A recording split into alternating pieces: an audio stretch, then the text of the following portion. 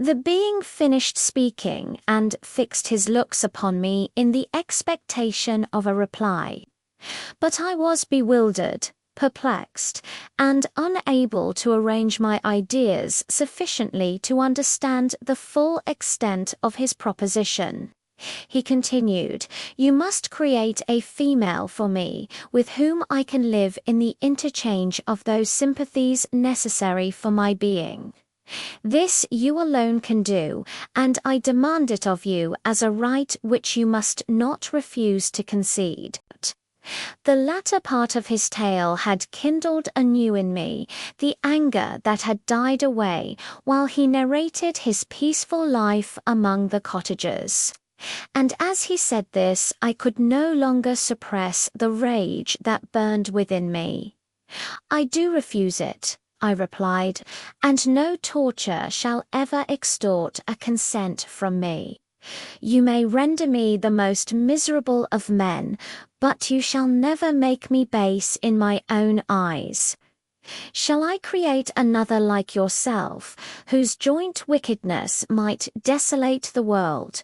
Begone. I have answered you. You may torture me, but I will never consent." "You are in the wrong," replied the fiend, "and instead of threatening, I am content to reason with you. I am malicious because I am miserable. Am I not shunned and hated by all mankind? You, my Creator, would tear me to pieces and triumph. Remember that, and tell me why I should pity man more than he pities me. You would not call it murder if you could precipitate me into one of those ice rifts and destroy my frame, the work of your own hands. Shall I respect man when he condemns me? Let him live with me in the interchange of kindness. And instead of injury, I would bestow every benefit upon him with tears of gratitude at his acceptance. But that cannot be. The human senses are insurmountable barriers to our union. Yet mine shall not be the submission of abject slavery. I will revenge my injuries. If I cannot inspire love, I will cause fear, and chiefly towards you, my archenemy, because my Creator, do I swear inextinguishable hatred. Have a care. I will work at your destruction, nor finish until I desolate your heart, so that you shall curse the hour of your birth." A fiendish rage animated him as he said this. His face was wrinkled into contortions too horrible for human eyes to behold. But presently he calmed himself and proceeded. "I intended to reason. This passion is detrimental to me, for you do not reflect that you are the cause of its excess. If any being felt emotions of benevolence towards me, I should return them 100 and 100-fold. For that one creature's sake, I would make peace with the whole kind.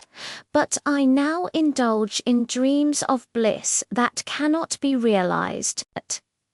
What I ask of you is reasonable and moderate. I demand a creature of another sex, but as hideous as myself. The gratification is small, but it is all that I can receive, and it shall content me. It is true, we shall be monsters, cut off from all the world, but on that account we shall be more attached to one another. Our lives will not be happy, but they will be harmless and free from the misery I now feel. Oh, my Creator, make me happy. Let me feel gratitude towards you for one benefit. Let me see that I excite the sympathy of some existing thing. Do not deny me my request." I was moved. I shuddered when I thought of the possible consequences of my consent, but I felt that there was some justice in his argument. His tale and the feelings he now expressed proved him to be a creature of fine sensations. And did I not as his maker owe him all the portion of happiness that it was in my power to bestow? He saw my change of feeling and continued, "If you consent, neither you nor any other human being shall ever see us again. I will go to the vast wilds of South America. My food is not that of man. I do not destroy the lamb and the kid to glut my appetite. Acorns and berries afford me sufficient nourishment. My companion will be of the same nature as myself, and will be content with the same fare. We shall make our bed of dried leaves. The sun will shine on us as on man, and will ripen our food. The picture I present to you is peaceful and human, and you must feel that you could deny it only in the wantonness of power and cruelty. Pitiless as you have been towards me, I now see compassion in your eyes. Let me seize the favorable moment and persuade you to promise what I so ardently desire." "You propose," replied I, "to fly from the habitations of man, to dwell in those wilds where the beasts of the field will be your only companions.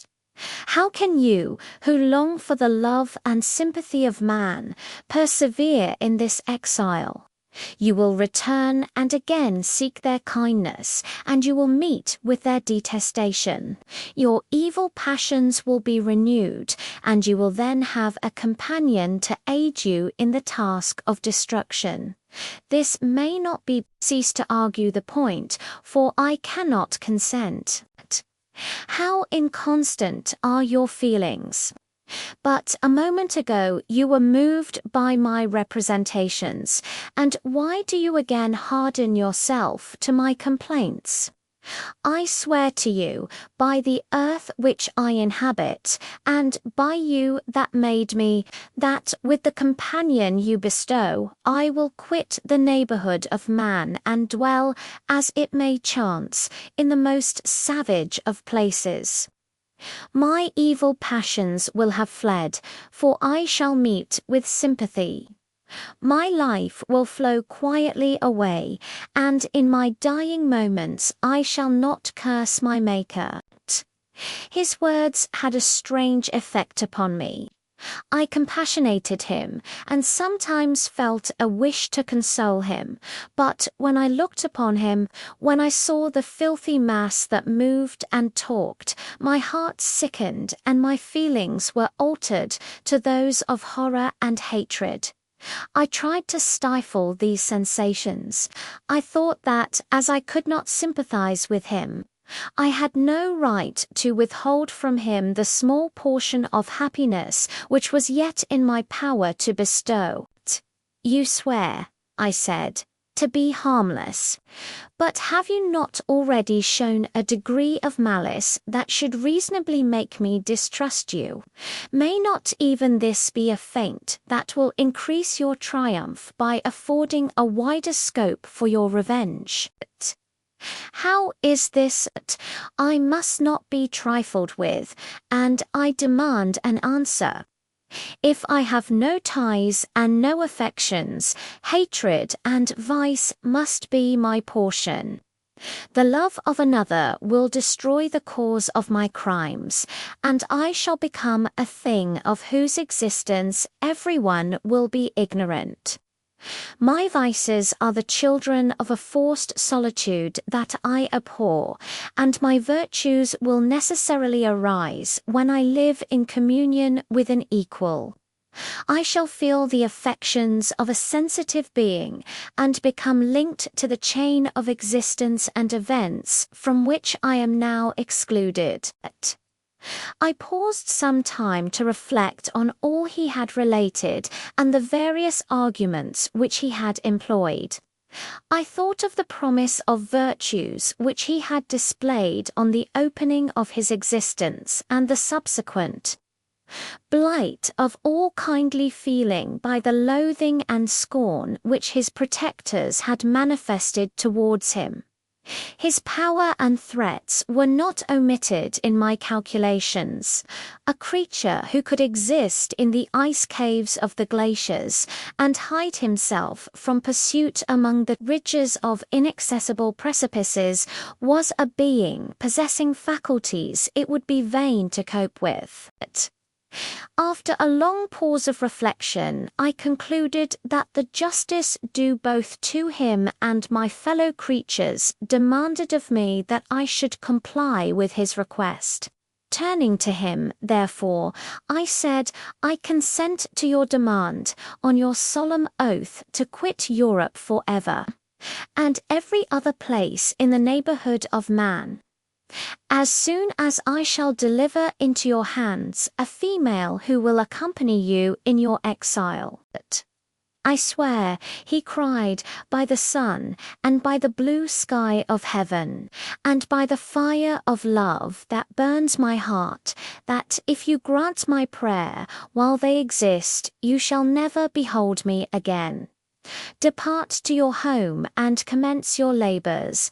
I shall watch their progress with unutterable anxiety, and fear not but that when you are ready I shall appear." Saying this, he suddenly quitted me, fearful, perhaps, of any change in my sentiments. I saw him descend the mountain with greater speed than the flight of an eagle, and quickly lost among the undulations of the sea of ice. His tail had occupied the whole day, and the sun was upon the verge of the horizon when he departed. I knew that I ought to hasten my descent towards the valley, as I should soon be encompassed in darkness. But my heart was heavy, and my steps slow. The labor of winding among the little paths of the mountain, and fixing my feet firmly as I advanced, perplexed me. Occupied as I was by the emotions which the occurrences of the day had produced, night was far advanced when I came to the halfway resting place and seated myself beside the fountain. The stars shone at intervals as the clouds passed from over them. The dark pines rose before me, and every here and there a broken tree lay on the ground. It was a scene of wonderful solemnity, and stirred strange thoughts within me. I wept bitterly, and clasping my hands in agony, I exclaimed, "Oh, stars and clouds and winds, ye are all about to mock me. If ye really pity me, crush sensation and memory. Let me become as naught. But if not, depart, depart, and leave me in darkness." These were wild and miserable thoughts, but I cannot describe to you how the eternal twinkling of the stars weighed upon me, and how I listened to every blast of wind as if it were a dull, ugly sirak on its way to consume me. Morning dawned before I arrived at the village of Chamonix. I took no rest, but returned immediately to Geneva. Even in my own heart I could give no expression to my sensations.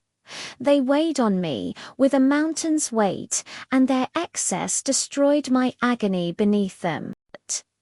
Thus I returned home, and, entering the house, presented myself to the family. My haggard and wild appearance awoke intense alarm, but I answered no question, scarcely did I speak. I felt as if I were placed under a banners, if I had no right to claim their sympathies, as if never more might I enjoy companionship with them. Yet even thus I loved them to adoration. And to save them, I resolved to dedicate myself to my most abhorred task. The prospect of such an occupation made every other circumstance of existence pass before me like a dream, and that thought only had to me the reality of life.